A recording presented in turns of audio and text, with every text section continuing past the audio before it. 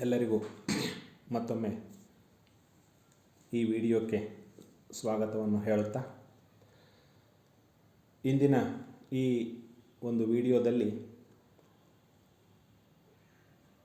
David ರಿಕಾರ್ಡೋರವರ ತುಲನಾತ್ಮಕ ವೆಚ್ಚದ ಸಿದ್ಧಾಂತ ಅಥವಾ ಸಾಪೇಕ್ಷ ವೆಚ್ಚದ ಸಿದ್ಧಾಂತ, ಕಂಪ್ಯಾರಿಟಿವ್ ಕಾಸ್ಟ್ ಥಿಯರಿಯನ್ನು ನಾನು ನಿಮ್ಮೊಟ್ಟಿಗೆ ಹಂಚಿಕೊಳ್ಳಲಿಕ್ಕೆ ಇಚ್ಛೆ ಪಡ್ತಾ ಇದ್ದೇನೆ.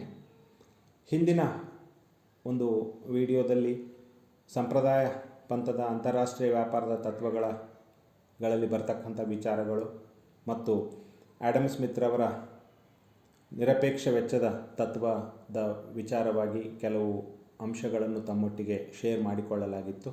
ಇನ್ this video I am going to discuss with the theory of comparative advantage by David Ricardo. 1815ರಲ್ಲಿ ಆಂಗ್ಲ ಅರ್ಥಶಾಸ್ತ್ರಜ್ಞರಾದ ಡೇವಿಡ್ ರಿಕಾರ್ಡೋರವರು ಈ ಸಿದ್ಧಾಂತವನ್ನು ರೂಪಿಸಿದರು.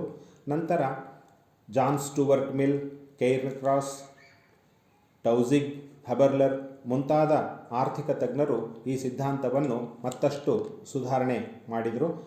ಈ ಸಿದ್ಧಾಂತವು ಎರಡು ಪ್ರಶ್ನೆಗಳಿಗೆ ಉತ್ತರ ಕೊಡುತ್ತದೆ.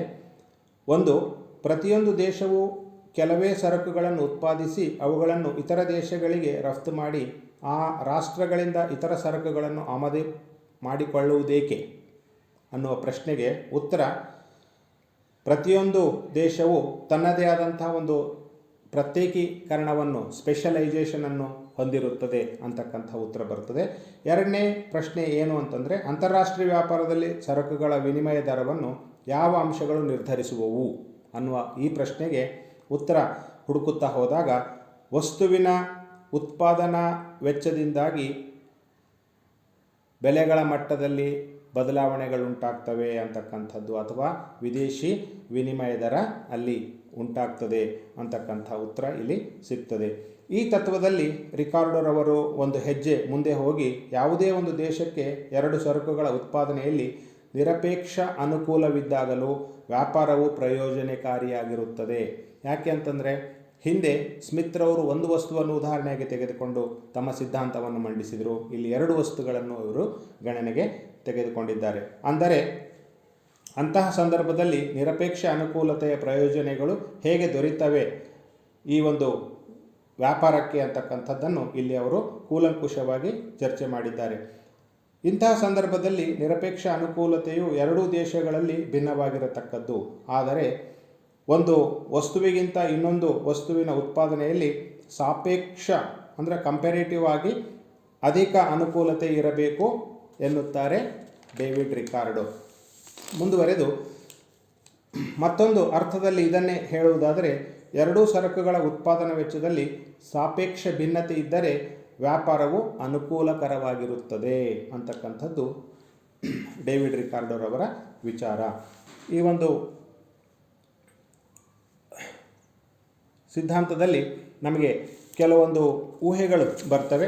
ಈ ಊಹೆಗಳನ್ನು ನಾವು ನೋಡುವುದಾದರೆ, ಮೊದಲನೇದಾಗಿ ಅಸಂಪ್ಷನ್ಸ್ನ ಪಾರ್ಟನಲ್ಲಿ ಶ್ರಮ ಒಂದೇ ಉತ್ಪಾದನಾಂಗವಾಗಿರುತ್ತದೆ. ಅಂದರೆ ಶ್ರಮ ಮಾತ್ರ ಇಲ್ಲಿ ಏನು ಉತ್ಪಾದನಾಂಗ ಅಂತ ಅವರು ಪರಿಗಣನೆ ಮಾಡಿದ್ದಾರೆ. ಸಂಪ್ರದಾಯ ಪಂಥದಲ್ಲಿ ಇದೇ ನಾವು ನೋಡ್ತೀವಿ. ಅಂದರೆ ಉತ್ಪಾದನಾ ವೆಚ್ಚವೆಂದರೆ ಶ್ರಮ ವೆಚ್ಚವೆಂದು ಮಾತ್ರ ಅವರು ಗಣನೆಗೆ ತೆಗೆದುಕೊಂಡಿದ್ದಾರೆ. ಆದ್ದರಿಂದ ಈ ಸಿದ್ಧಾಂತವು ಶ್ರಮದ ಮೌಲ್ಯದ ತತ್ವವನ್ನು ಆಧರಿಸಿದೆ. ಎರಡನೇ ಒಂದು ಅಸಂಪ್ಷನ್ನಿಗೆ ಬಂದಾಗ, ಸಾಪೇಕ್ಷ ಅಥವಾ ತುಲನಾತ್ಮಕ ವೆಚ್ಚದ ಸಿದ್ಧಾಂತವು ಎರಡು ದೇಶಗಳು ಎರಡು ಸರಕುಗಳ ಮಾದರಿಯಾಗಿದೆ.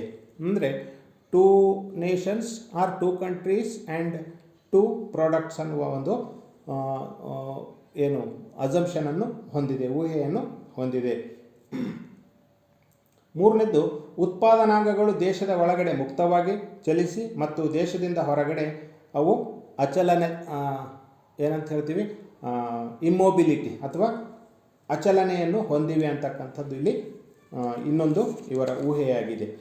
ಶ್ರಮವು ಉತ್ಪಾದನಾ ದಕ್ಷತೆಯಲ್ಲಿ ಏಕರೂಪತೆಯನ್ನು ಹೊಂದಿದೆ.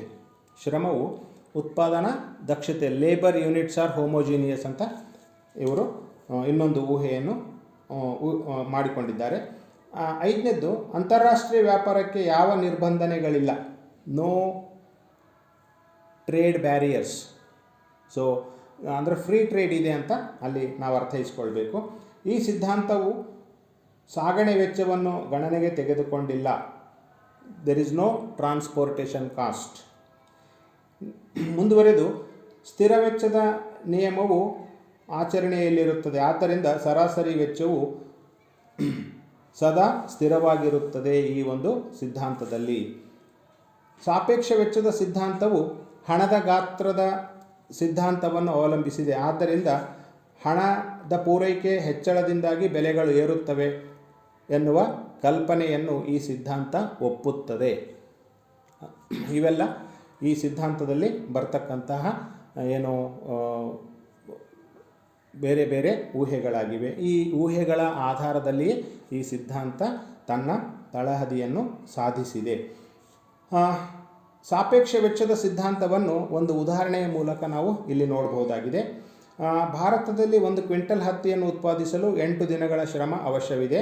ಹಾಗೆಯೇ 1 ಕ್ವಿಂಟಲ್ ಗೋಧಿಯನ್ನು ಉತ್ಪಾದಿಸಲು 6 ದಿನಗಳ ಶ್ರಮ ಬೇಕು ಭಾರತಕ್ಕೆ. ಅದರಂತೆ ಬಾಂಗ್ಲಾದೇಶದಲ್ಲಿ 1 ಕ್ವಿಂಟಲ್ ಹತ್ತಿಯನ್ನು ಉತ್ಪಾದಿಸಲು 16 ದಿನಗಳ ಶ್ರಮ ಅವಶ್ಯವಿದೆ. ಹಾಗೆಯೇ ಬಾಂಗ್ಲಾದೇಶದಲ್ಲಿ 1 ಕ್ವಿಂಟಲ್ ಗೋಧಿಯನ್ನು ಉತ್ಪಾದಿಸಲು 8 ದಿನಗಳ ಶ್ರಮದ ಅವಶ್ಯವಿದೆ. ಆಗ ಭಾರತಕ್ಕೆ ಈ ಎರಡೂ ಉತ್ಪನ್ನಗಳ ಉತ್ಪಾದನೆಗಾಗಿ ಕಡಿಮೆ ಶ್ರಮದ ಅವಶ್ಯಕತೆ ಇದ್ದು ಕಡಿಮೆ ವೆಚ್ಚದಲ್ಲಿ ಅವುಗಳನ್ನು ಉತ್ಪಾದಿಸಲು ಸಾಧ್ಯವಾಗುತ್ತದೆ. ಆದರೆ ಇಲ್ಲಿ ಸಾಪೇಕ್ಷ ಅನುಕೂಲತೆಯು ಗೋಧಿಯ ಉತ್ಪಾದನೆಗಿಂತಲೂ ಹತ್ತಿಯ ಉತ್ಪಾದನೆಯಲ್ಲಿ ಅಧಿಕವಾಗಿರುವುದನ್ನು ನೋಡುತ್ತೇವೆ. ಆದ್ದರಿಂದ ಬಾಂಗ್ಲಾದೇಶದೊಂದಿಗೆ ಹೋಲಿಸಿದಾಗ ಭಾರತವು ಅನುಕೂಲ ಪರಿಸ್ಥಿತಿಯಲ್ಲಿ ಇರುವುದನ್ನು ಹಾಗೂ ಬಾಂಗ್ಲಾದೇಶವು ಅನನುಕೂಲ ಪರಿಸ್ಥಿತಿಯಲ್ಲಿ ಇರುವುದನ್ನು ಕಾಣುತ್ತೇವೆ. ಆದರೆ ಬಾಂಗ್ಲಾದೇಶಕ್ಕೆ ಹತ್ತಿಯ ಉತ್ಪಾದನೆಗಿಂತ ಗೋಧಿಯ ಉತ್ಪಾದನೆಯಲ್ಲಿ ಕಡಿಮೆ ಇರುವುದನ್ನು ಇಲ್ಲಿ ನಾವು ನೋಡುತ್ತೇವೆ. ಈ ಎರಡೂ ದೇಶಗಳಲ್ಲಿ ವೆಚ್ಚದ ಅನುಪಾತ ಈ ಕೆಳಗಿನಂತೆ ನಾವು ನೋಡಬಹುದು. ಬಾಂಗ್ಲಾದೇಶ 1 ಕ್ವಿಂಟಲ್ ಗೋಧಿ = ಅರ್ಧ ಕ್ವಿಂಟಲ್ ಹತ್ತಿ, ಅಂದರೆ 2:1. ಭಾರತ 1 ಕ್ವಿಂಟಲ್ ಗೋಧಿ = 6/8 ಅಥವಾ 0.75 ಕ್ವಿಂಟಲ್ ಹತ್ತಿ, ಅಂದರೆ 1:3/4 4:3, ಅಂದರೆ 4:3 ಅಂತಕ್ಕಂಥದ್ದು ಗೊತ್ತಾಗ್ತದೆ. ಅಂದರೆ ಬಾಂಗ್ಲಾದೇಶ 2:1 ಆದರೆ ಭಾರತ 4:3. ಅಂದರೆ ಭಾರತವು ಗೋಧಿ ಮತ್ತು ಹತ್ತಿ ಎರಡನ್ನೂ ಬಾಂಗ್ಲಾದೇಶಕ್ಕಿಂತ ಕಡಿಮೆ ವೆಚ್ಚದಲ್ಲಿ ಉತ್ಪಾದಿಸಬಲ್ಲದು. ವಿದೇಶಿ ವ್ಯಾಪಾರ ಇಲ್ಲದಿದ್ದ ಪಕ್ಷದಲ್ಲಿ ಅದು ಎರಡೂ ಸರಕುಗಳನ್ನು ಉತ್ಪಾದಿಸುತ್ತಿತ್ತು. ಉತ್ಪಾದನೆ ವೆಚ್ಚದ ದೃಷ್ಟಿಯಿಂದ ಎರಡೂ ಸರಕುಗಳು ಉತ್ಪಾದನೆಯಲ್ಲಿ ಭಾರತಕ್ಕೆ ಬಾಂಗ್ಲಾದೇಶಕ್ಕಿಂತ ಹೆಚ್ಚಿನ ಅನುಕೂಲವಿದ್ದರೂ ಹತ್ತಿಯ ಉತ್ಪಾದನೆಯಲ್ಲಿ ಸಾಪೇಕ್ಷ ಅನುಕೂಲತೆ ಭಾರತಕ್ಕೆ ಅಧಿಕವಿರುವುದು ಗೊತ್ತಾಗುತ್ತದೆ. ಆದ್ದರಿಂದ ವ್ಯಾಪಾರದ ದೃಷ್ಟಿಯಿಂದ ಭಾರತವು ಹತ್ತಿಯ ಉತ್ಪನ್ನದಲ್ಲಿ ಮಾತ್ರ ಅಧಿಕ ಪ್ರಯತ್ನಗಳನ್ನು ಕೇಂದ್ರೀಕರಿಸಿ ಗೋಧಿಯ ಉತ್ಪಾದನೆಯನ್ನು ಬಾಂಗ್ಲಾದೇಶಕ್ಕೆ ಬಿಟ್ಟುಬಿಡುತ್ತದೆ. ಈ ಮೊದಲೇ ಹೇಳಿದಂತೆ ಬಾಂಗ್ಲಾದೇಶಕ್ಕೆ ಎರಡು ಉತ್ಪನ್ನಗಳಿಂದಾಗಿ ವೀಟ್ ಆ್ಯಂಡ್ ಕಾಟನ್ ಸಾಪೇಕ್ಷ ಅನನುಕೂಲತೆ ಇದೆ, ಕಂಪೇರೇಟಿವ್ ಡಿಸ್ಅಡ್ವಾಂಟೇಜನ್ನು ನಾವು ನೋಡ್ತೀವಿ. ಆದರೆ ಈ ಅನುಕೂಲತೆ ಗೋಧಿಯ ಉತ್ಪಾದನೆಯಲ್ಲಿ ಕಡಿಮೆ ಇರುವುದರಿಂದ ಬಾಂಗ್ಲಾದೇಶ ಗೋಧಿಯನ್ನು ಉತ್ಪಾದಿಸಲು ಒಪ್ಪಿಕೊಳ್ಳುತ್ತದೆ. ಆಗ ಭಾರತ ಹತ್ತಿಯ ಉತ್ಪಾದನೆಯಲ್ಲೂ ಹಾಗೂ ಬಾಂಗ್ಲಾದೇಶ ಗೋಧಿಯ ಉತ್ಪಾದನೆಯಲ್ಲೂ ವೈಶಿಷ್ಟ್ಯತೆ ಸಾಧಿಸುತ್ತವೆ. ಈ ರೀತಿಯಾಗಿ ಸಾಪೇಕ್ಷ ಉತ್ಪಾದನಾ ಅನುಕೂಲತೆಗಳಿಂದಾಗಿ ಉತ್ಪಾದನಾ ವೈಶಿಷ್ಟ್ಯತೆಗಳುಂಟಾಗಿ specialisation in one line of production ಅಂತ ಏನು ಹೇಳ್ತೀವಲ್ಲ, ಅದು ಸಾಧ್ಯಗೊಂಡು ವಿದೇಶಿ ವ್ಯಾಪಾರದ ಉದ್ಭವಕ್ಕೆ ಕಾರಣವಾಗ್ತವೆ ಮತ್ತು ಇದರಿಂದಾಗಿ ಪ್ರಯೋಜನಗಳನ್ನು ಹೊಂದುತ್ತವೆ ಎನ್ನುವುದೇ ಈ ತತ್ವದ ಮೂಲ ಅಂಶವಾಗಿದೆ. ಇಲ್ಲಿ ಪ್ರೊಡಕ್ಷನ್ ಪಾಸಿಬಿಲಿಟಿ ಕರ್ವ್ ನೋಡ್ತೀವಿ. ಈ ಪ್ರೊಡಕ್ಷನ್ ಪಾಸಿಬಿಲಿಟಿ ಕರ್ವ್ನಲ್ಲಿ ಒಂದು ದೇಶ ಆ ಪ್ರೊಡಕ್ಷನ್ ಫ್ರಾಂಟಿಯರ್ ಒಳಗಡೆನೇ ಶ್ರಮ ಶಕ್ತಿಯನ್ನು ಬಂಡವಾಳವನ್ನು ತೆಗೆದುಕೊಂಡು ಉತ್ಪಾದನೆ ಮಾಡ್ತಕ್ಕಂಥ ಒಂದು ಸ್ಥಿತಿ ಇಲ್ಲಿ ಇರ್ತದೆ ಅಂತಕ್ಕಂಥದ್ದು ಇದರಿಂದ ಗೊತ್ತಾಗ್ತದೆ. ಇನ್ನೊಂದು ಮುಂದೆ ಈ ಚಿತ್ರದಲ್ಲಿ PQ ಅಂದರೆ ಸಾಪೇಕ್ಷ ವೆಚ್ಚದ ಸಿದ್ಧಾಂತವನ್ನು ಈ ಕೆಳಗಡೆ ಇರ್ತಕ್ಕಂಥ ರೇಖಾಚಿತ್ರದಿಂದ ನಾವು ನೋಡಿದಾಗ ನಮಗೇನು ಗೊತ್ತಾಗ್ತದೆ ಇಲ್ಲಿ ಅಂತಂದರೆ, OX ಅಕ್ಷೆಯ ಮೇಲೆ ಹತ್ತಿಯನ್ನು ಅಂದರೆ ಕಾಟನನ್ನು, OY ಮೇಲೆ ಗೋಧಿಯನ್ನು ನಾವು ಸೂಚಿಸಿದ್ದೇವೆ. PQ ಭಾರತದ ಉತ್ಪಾದನಾ ಸಾಧ್ಯತೆ ರೇಖೆ, ಪ್ರೊಡಕ್ಷನ್ ಪಾಸಿಬಿಲಿಟಿ ಕರ್ವ್. RS ಬಾಂಗ್ಲಾದೇಶದ ಪ್ರೊಡಕ್ಷನ್ ಪಾಸಿಬಿಲಿಟಿ ಕರ್ವ್. ಭಾರತವು ಬಾಂಗ್ಲಾಕ್ಕಿಂತ ಹೆಚ್ಚಿನ ನಿರಪೇಕ್ಷ ಅನುಕೂಲತೆಗಳನ್ನು ಹೊಂದಿದೆ, ಅದಕ್ಕಾಗಿ ಅದು OQ ಪ್ರಮಾಣದ ಹತ್ತಿಯನ್ನು ಮತ್ತು OP ಪ್ರಮಾಣದ ಗೋಧಿಯನ್ನು ಉತ್ಪಾದಿಸಬಲ್ಲದು. ಆದರೆ ಬಾಂಗ್ಲಾದೇಶವು OS ಪ್ರಮಾಣದ ಹತ್ತಿ ಹಾಗೂ OR ಪ್ರಮಾಣದ ಗೋಧಿಯನ್ನು ಉತ್ಪಾದಿಸಬಲ್ಲದು. RT ರೇಖೆಯು ಭಾರತದ ಹತ್ತಿಯ ಉತ್ಪಾದನೆಯಲ್ಲಿರುವ ಸಾಪೇಕ್ಷ ಅನುಕೂಲತೆಯನ್ನು ಸೂಚಿಸುತ್ತದೆ. RT ರೇಖೆ ಒಂದು ವೇಳೆ RT ರೇಖೆಯು PQ ರೇಖೆಗೆ ಸಮಾಂತರದಲ್ಲಿದೆ, ಭಾರತವು OR ಪ್ರಮಾಣದ ಗೋಧಿಯ ಉತ್ಪಾದನೆ ತ್ಯಜಿಸಿದರೆ OT ಪ್ರಮಾಣದ ಹತ್ತಿಯನ್ನು ಉತ್ಪಾದಿಸಬಲ್ಲದು. ಇದು ಬಾಂಗ್ಲಾದೇಶದ OS ಪ್ರಮಾಣದ ಹತ್ತಿಗಿಂತ ಅಧಿಕವಾಗಿದೆ. ಆಗ ಬಾಂಗ್ಲಾದೇಶವು OR ಪ್ರಮಾಣದ ಗೋಧಿಯ ಉತ್ಪಾದನೆಯಲ್ಲಿ ಕನಿಷ್ಠ ಸಾಪೇಕ್ಷ ಅನುಕೂಲತೆ ಹೊಂದಿದೆ. ಆದ್ದರಿಂದ ಭಾರತವು OT ಪ್ರಮಾಣದ ಹತ್ತಿಯನ್ನು ಉತ್ಪಾದಿಸಿ ರಫ್ತು ಮಾಡುತ್ತದೆ ಮತ್ತು ಬಾಂಗ್ಲಾದೇಶವು OR ಪ್ರಮಾಣದ ಗೋಧಿಯನ್ನು ಉತ್ಪಾದಿಸಿ ರಫ್ತು ಮಾಡಿದಾಗ ಎರಡೂ ದೇಶಗಳು ವಿನಿಮಯ ಮಾಡಿಕೊಂಡು ಅನುಕೂಲತೆಗಳನ್ನು ಹೊಂದುತ್ತವೆ ಅಂತಕ್ಕಂಥದ್ದು ಈ ಒಂದು ರೇಖೆಯಿಂದ, ಪ್ರೊಡಕ್ಷನ್ ಪಾಸಿಬಿಲಿಟಿ ಕರ್ವಿಂದ ನಾವು ತಿಳ್ಕೊಳ್ಳಿಕ್ಕೆ ಸಾಧ್ಯ ಆಗ್ತದೆ. ಮುಂದುವರೆದು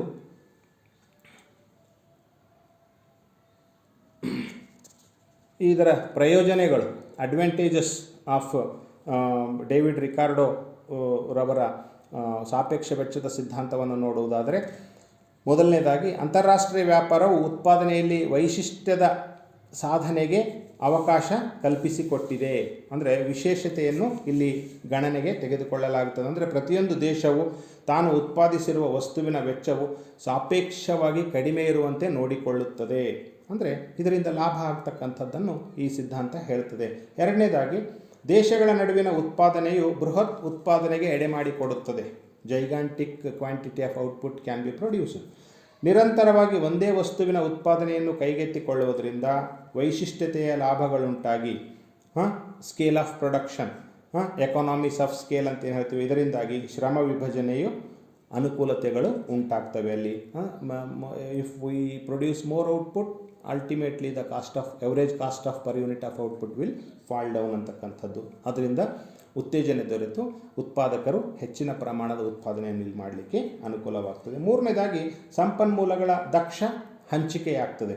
ಎಫಿಷಿಯೆಂಟ್ ಅಲೋಕೇಶನ್ ಆಫ್ ರಿಸೋರ್ಸಸ್ ಅಂತ ಏನು ಹೇಳ್ತೀವಲ್ಲ, ಒಂದೇ ಸರಕಿನ ಉತ್ಪಾದನೆಯಲ್ಲಿ ಒಂದು ದೇಶ ತೊಡಗಿದಾಗ ಗರಿಷ್ಠ ಉತ್ಪಾದನೆ ಕನಿಷ್ಠ ವೆಚ್ಚದಿಂದ ಅಲ್ಲಿ ಸಾಧ್ಯಗೊಳ್ತಕ್ಕಂಥ ಒಂದು ಸ್ಥಿತಿ ಏರ್ಪಡುತ್ತದೆ. ನಾಲ್ಕನೇದಾಗಿ, ಬೆಲೆಗಳ ಸಮಾನತೆ ಉಂಟಾಗ್ತದೆ. ನೋಡ್ರಿ, ಮುಕ್ತ ವ್ಯಾಪಾರ ಅಸ್ತಿತ್ವದಲ್ಲಿದ್ದಾಗ ದೇಶಗಳ ನಡುವೆ ಏನಾಗ್ತದೆ, ಇಲ್ಲಿ ಸಮಾನತೆ ಏರ್ಪಡುತ್ತದೆ. ಇಲ್ಲಿ ದೇಶಗಳ ನಡುವೆ ಇರತಕ್ಕಂಥ ಬೆಲೆಗಳ ಮಧ್ಯೆ ಸಮಾನತೆ ಏರ್ಪಟ್ಟು ಅಲ್ಲಿ ಪರ್ಫೆಕ್ಟ್ ಕಾಂಪಿಟೇಷನ್ ವಾತಾವರಣ ಇರ್ತದೆ ಅಂತಕ್ಕಂಥದ್ದು ಈ ಸಿದ್ಧಾಂತ ಹೇಳ್ತದೆ. ಇವೆಲ್ಲ ಈ ಸಿದ್ಧಾಂತದ ಅನುಕೂಲಗಳಾದರೆ ಕೆಲವೊಂದು ಟೀಕೆಗಳು ಅಥವಾ ಅನನುಕೂಲಗಳನ್ನು ಸಹ ಇಲ್ಲಿ ನಾವು ನೋಡ್ತೀವಿ. ಬರ್ಟಿಲ್ ಓಹಿಲಿನ್ ಇಲ್ಲಿ ಕೆಲವು ಅಂಶಗಳನ್ನು ಹೇಳಿದ್ದಾರೆ. ಶ್ರಮ ವೆಚ್ಚವನ್ನು ಮಾತ್ರ ಪರಿಗಣಿಸಿದೆ. ನೋಡಿ, ಇಲ್ಲಿ ಶ್ರಮಕ್ಕೆ ಮಾತ್ರ ಆದ್ಯತೆ ಕೊಟ್ಟಿದ್ದು ಸಂಪ್ರದಾಯ ಪಂಥದ ಸಿದ್ಧಾಂತದಲ್ಲಿ ನಾವು ನೋಡುವುದು ಇದೆ. ಉಳಿದ ಉತ್ಪಾದನಾಂಗಗಳನ್ನು ಗಣನೆಗೆ ತೆಗೆದುಕೊಂಡಿಲ್ಲ. Other factors of production are ignored. ಎರಡನೇದ್ದು, ಎರಡೂ ದೇಶಗಳು ಎರಡು ಉತ್ಪನ್ನಗಳು ಮಾದರಿ ಏನಾಗಿದೆ, ಅಸಂಬದ್ಧವಾಗಿರ್ತಕ್ಕಂಥದ್ದು. 2x2 ಮಾಡೆಲ್ ಇದು ಸಮಂಜಸವಾದದ್ದಲ್ಲ. ಕೇವಲ ಎರಡೇ ವಸ್ತುಗಳನ್ನು ಗಣನೆಗೆ ತೆಗೆದುಕೊಂಡಿದೆ, ಉಳಿದ ಉತ್ಪಾದನೆಯನ್ನು ಇಲ್ಲಿ ಗಣನೆಗೆ ತೆಗೆದುಕೊಂಡಿಲ್ಲ ಅಂತಕ್ಕಂಥದ್ದು. ಅಂದರೆ ಕೆಲವೊಂದು ದೇಶಗಳು ಎರಡಕ್ಕಿಂತ ಹೆಚ್ಚು ವಸ್ತುಗಳನ್ನು ಉತ್ಪಾದನೆ ಮಾಡ್ತವೆ ಅಂತಕ್ಕಂಥದ್ದು ಇಲ್ಲಿ ಇವರು ಹೇಳ್ತಕ್ಕಂಥ ಮಾತಿನ ಮರ್ಮವಾಗಿದೆ. ಮೂರನೇದಾಗಿ, ಸ್ಥಿರ ವೆಚ್ಚ ಅಸಾಧ್ಯವಾದದ್ದು, ಫಿಕ್ಸ್ಡ್ ಕಾಸ್ಟ್ ಅಂತಕ್ಕಂಥದ್ದು ಯಾವಾಗಲೂ ಸಾಧ್ಯವಾಗದಂಥ ವಿಚಾರ. ಏಕೆ ಅಂತಂದರೆ ಇಲ್ಲಿ ಈ ನಿಯಮ ಸ್ಥಿರ ವೆಚ್ಚದ ಸಿದ್ಧಾಂತದ ಒಂದು ತಳಹದಿಯ ಮೇಲೆ ನಿಂತುಕೊಂಡಿದೆ. ಆದರೆ ಯಾವಾಗಲೂ ಏನು ಎಲ್ಲ ಸಂದರ್ಭದಲ್ಲಿ ಏನಾಗ್ತದೆ, ವೆಚ್ಚಗಳು ಏರುಮುಖ ಆಗ್ಬೋದು, ಇಳಿಮುಖವಾಗ್ಬೋದು, ಅಥವಾ ಏನು ಒಂದೇ ರೀತಿಯಾಗಿರಲಿಕ್ಕೆ ಅವಕಾಶಗಳಿರ್ತವೆ. ಆದ್ದರಿಂದ ವೆಚ್ಚಗಳು ಯಾವಾಗಲೂ ಎಲ್ಲ ಸಂದರ್ಭದಲ್ಲಿ ಒಂದೇ ರೀತಿಯಾಗಿ ಇರುವುದಿಲ್ಲ ಅಂತಕ್ಕಂಥದ್ದು ಈ ಸಿದ್ಧಾಂತದ ಒಂದು ಉದ್ದೇಶ.